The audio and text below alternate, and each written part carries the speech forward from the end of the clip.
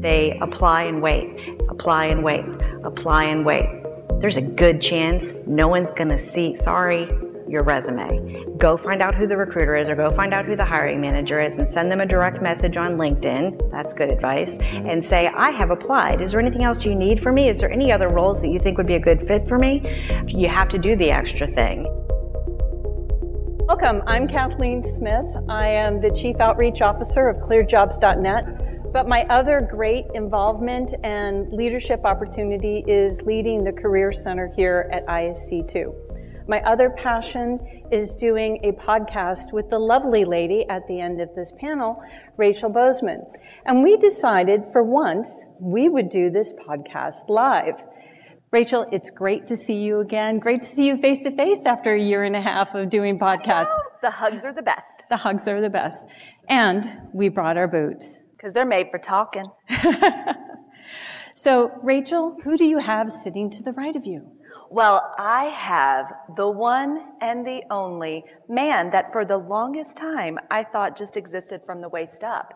All of our interactions were all via Zoom and only got to see him. But Kris, there's more to you. I'm so excited. I actually wear pants. Can you do. Some only in public. No socks though. Yeah, I'm like a daring Victorian that just shows off their ankles occasionally. But tell us a little bit more about you other than the daring ankles. So I'm CEO and founder of Tiro Security, a cybersecurity staffing and professional services company. Very involved in the community, very passionate about what we do and how we all need to work together. I lead the industry advisory board for NSITE, the National Cybersecurity Training and Education Centre. Just passionate about trying to move us forward and fix some of the headaches that we've got right now and the ones we're certainly going to have coming up. Sounds great. And to my left, I have a dear friend who was our first guest on the podcast, has provided other great advice on employment scams. Kirsten Renner, my friend in the conference world, but also one of my customers. Tell us a little bit more about Kirsten other than her great boots. That I just got on 5th and Broadway. So I'm Kirsten Renner, as she said, and they call me Krenner on Twitter. I co-founded the Car Hacking Village in 2015, and I recently made some big changes. I went from running the National Security Portfolio Recruiting at Accenture Federal Services after they purchased the company I was working at, Novetta, and I just switched to ICS Village, and I'm talent engagement, which is a new role. So it's doing this sort of thing and engaging with you all, the talent. Kirsten was hosting a roundtable yesterday and this morning, more focused on SkillsBridge and more focused on military transition, because not only are you a very big supporter of military transition, you're also an Army mom. So tell us a little bit more about the conversations you were having this morning on the SkillsBridge table. SkillBridge, if you're not familiar, and I am very passionate about this even prior to being an Army mom, but it is a DoD program, and it is specifically put in place to do a fellowship, which would be similar to an internship. The DoD pays the members to go get training, so the participants, the employers, are providing the training to the individuals and hopefully having opportunities for them after the fellowship. So I would just say, if you're transitioning military, definitely look into SkillBridge fellowships or internships as part of your bridge to getting your commercial experience.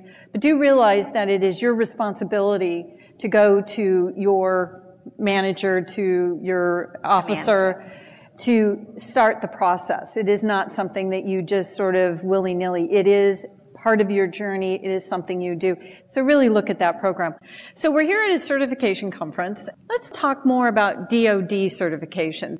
We're talking about security cleared world. We're talking about people having to fill the various different regulations. What are you seeing as the key certifications now as what people need? Because I know we can go and look at the 8570 or whatever the new regulation is called, but I just love saying 8570. And no, I don't have to. Yeah, I don't have to. I don't know, it just rolls off your tongue after you've said it for 26 years. And it's a big, long list, and it's really frustrating sometimes. You don't know where to start. So that's a two-part question. One, if you're going to go and start in a career, in a security-cleared cybersecurity career, say that fast, what is the certification you really should be focusing on first? And then sort of on the other realm, if you're already in your journey of certification, what are the key certifications you should be focusing on right now before you build all the others? So I want to answer the question a couple different ways. I want to touch on a couple different things real quick. Before I came into GovSec, I was in telecom. And I can tell you that I remember recruiting at the time, one of the biggest challenges was that CISSP was the main thing they wanted me to look for, or CIIE or something. It was like the Cisco certs and stuff like that. And I remember thinking it was impossible. And it's a volume problem. Yeah. And we have similar problems in the cleared community where there's a volume problem, people that either do or do not have the clearances. It's a math problem, right? So you're going to look at different things. So the employer, the hiring organization, has different reasons for putting certification requirements in the job description. So if you see those in there, it's to win work, right? It's to get things like ISO 9001 or the different things that they need to certify their organization.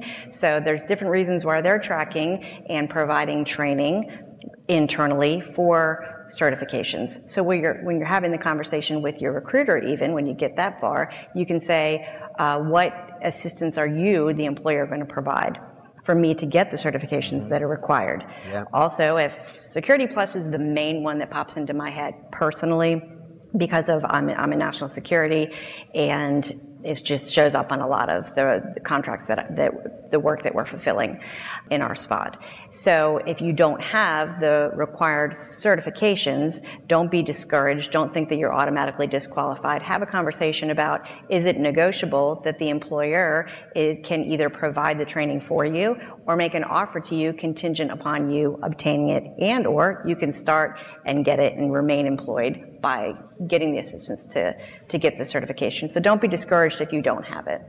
So we're going to kind of pick your brain in this section too. Okay. So there's 18 to 19 different certifications. Yeah. So if someone is transitioning into this space, what would you say the top 1, 2 certs that are a must-have? Like, get them now. So truly, there is only one cert that we regularly see, and that's the CISSP, right? We know, that's the benchmark, and I'm not here saying it just because we're here at the ISC2 conference, but that's what it's like, right? It's on most job descriptions.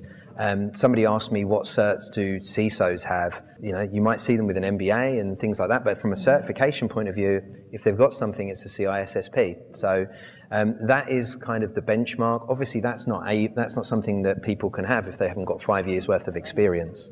So we've got the Security Plus. I think that the new CC is really interesting. There's obviously a huge push to get that out here.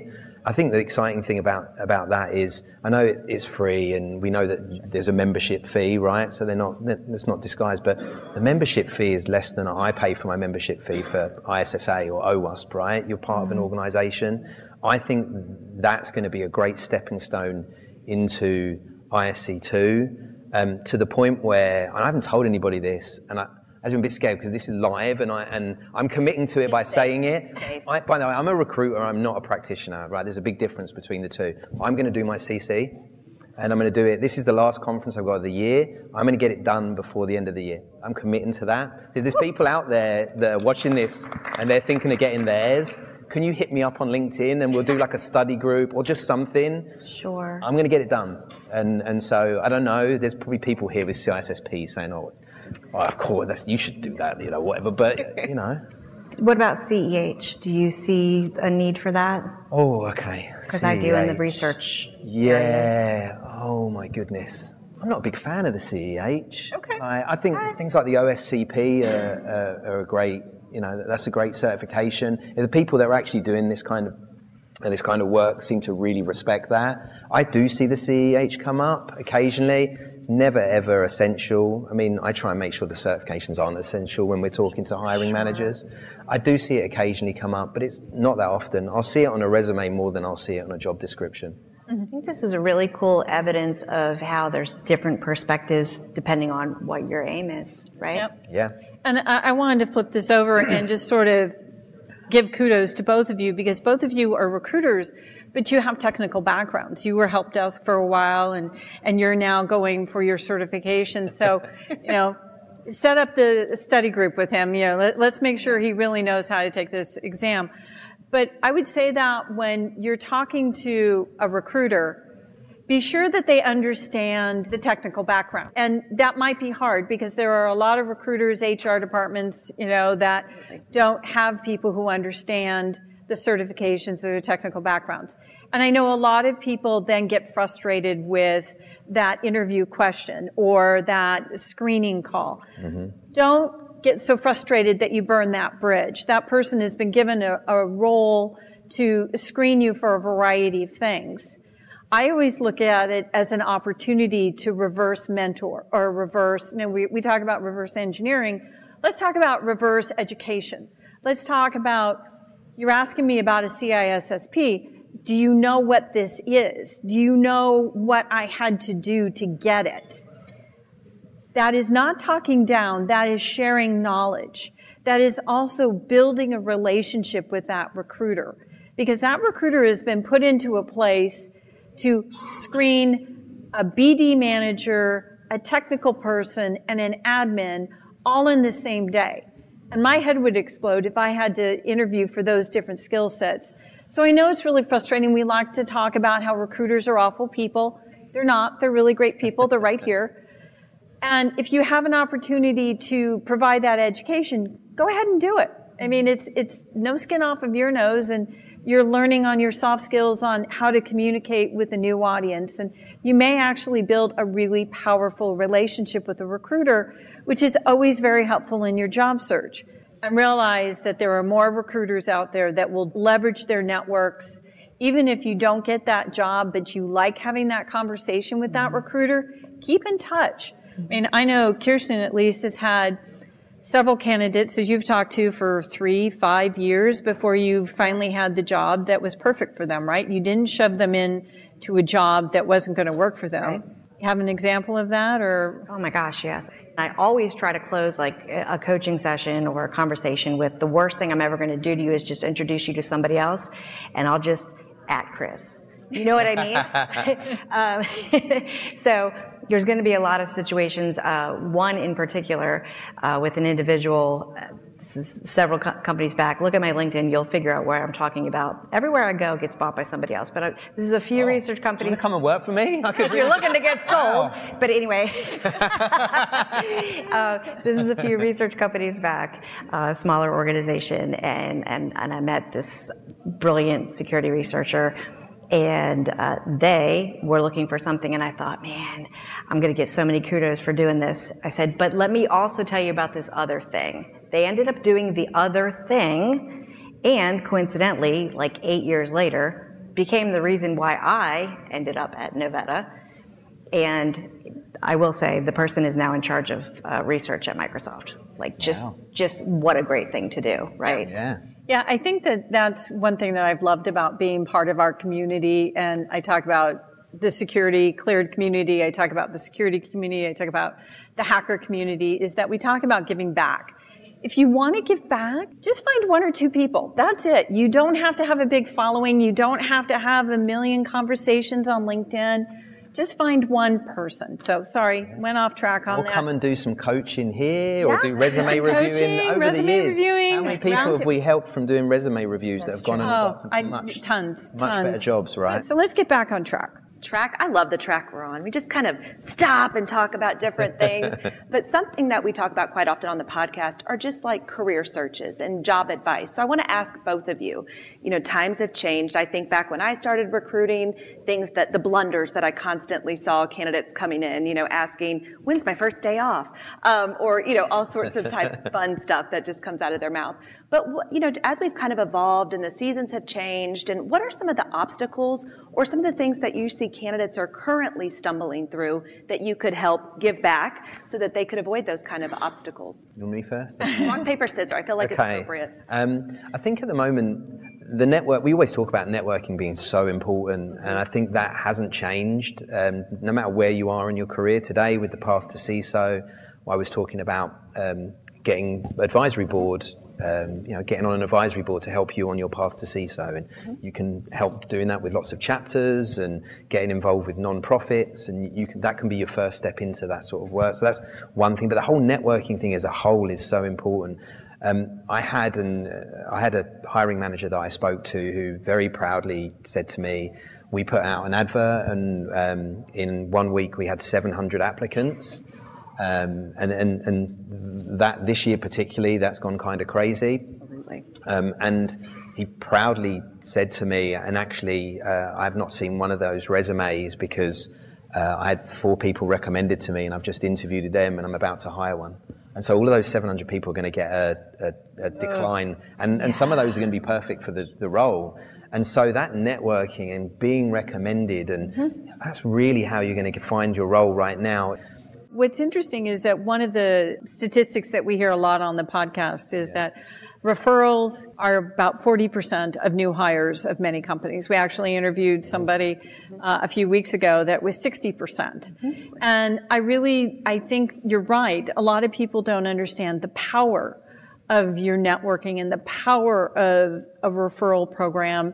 And I've seen it change so much in the 20-odd years that I've been involved in this, that it used to be just sort of you forward an email, and now they're very big, complicated programs.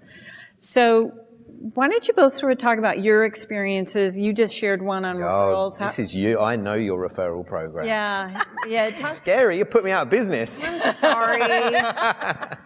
We pay $5,000 to $20,000. Yeah. Well, no. Yeah. Sorry. Recruiting does. No, that's very important. No, I'm just going to be. Everything you said was correct.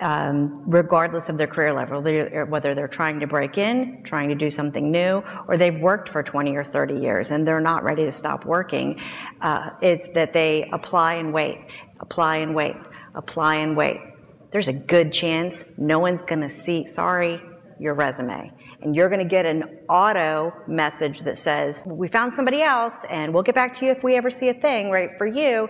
Those auto messages are generated because probably somebody did send in a referral, or somebody did not just apply, but then also go find out who the recruiter is, or go find out who the hiring manager is, and send them a direct message on LinkedIn. That's good advice. And say, I have applied. Is there anything else you need from me? Is there any other roles that you think would be a good fit for me? You have to do the extra thing, and it's going to come through those various ways, whether it is finding out, do I know anybody at this company? If I know somebody at this company, why not reach out to them, whether they have internal or external referral programs, and say, would you refer me? Because you just got in front of the hiring manager faster. And just to really bring this home, we've all been in recruitment marketing, decades.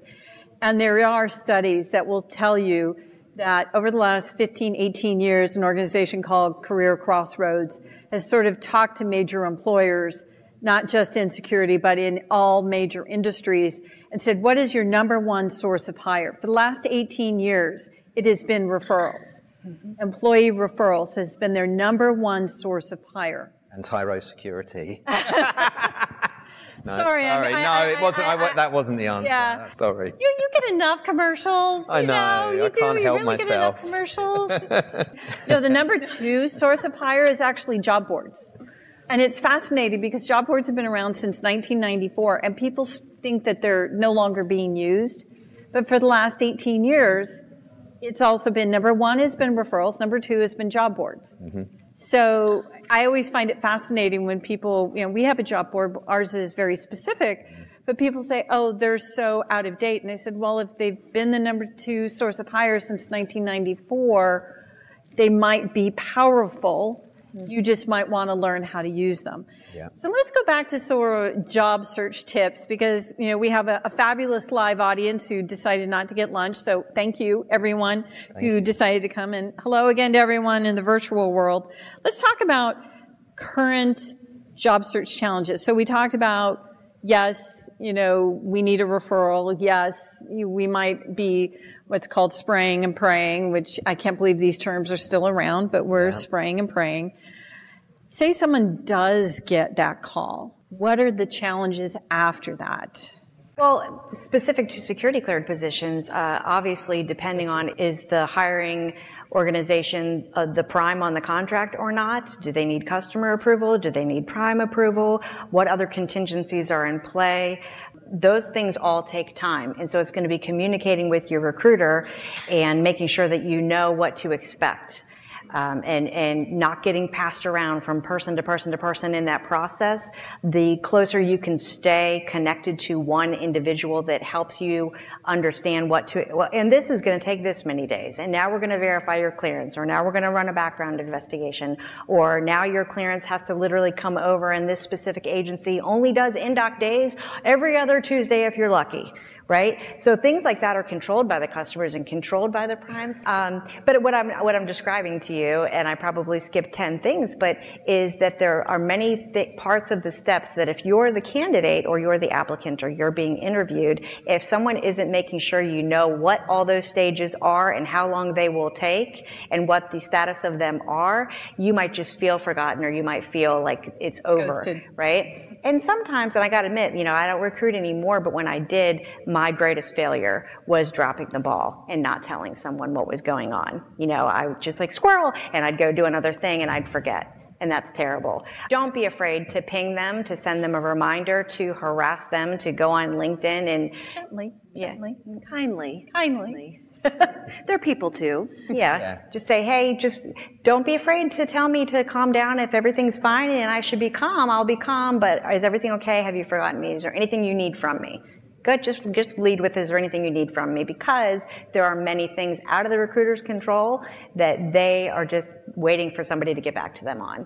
Right? Yeah. Most of the time, the recruiters, like a good recruiter, wants you to get that position and will do whatever they can to try and help you and assist you and make sure that there aren't too many shocks or surprises that you're not ready for, to allow you to do the best you can. So treat them as like a partner and a friend, because they can really help you. And absolutely, most people aren't looking to ghost people, right? They're humans. Things drop through the cracks. So I always have like a 3-strike rule, right? If I reach out to somebody once, they don't reply, no problem, easily done. And the amount of times I've opened my LinkedIn messages, read something and think I must reply to that, and then the phone rings and I don't go back into it. Same with emails, right? 2 times, okay. By the 3rd time, all right, at that time you probably are being ignored and you need to move on, but like, give people a chance. They're just humans that make mistakes, and we all do that. I've just been given the high sign, so thanks to my lovely co-host for joining me here up from Louisiana. My dear friends, please listen to the podcast, and thank you so much for joining us today.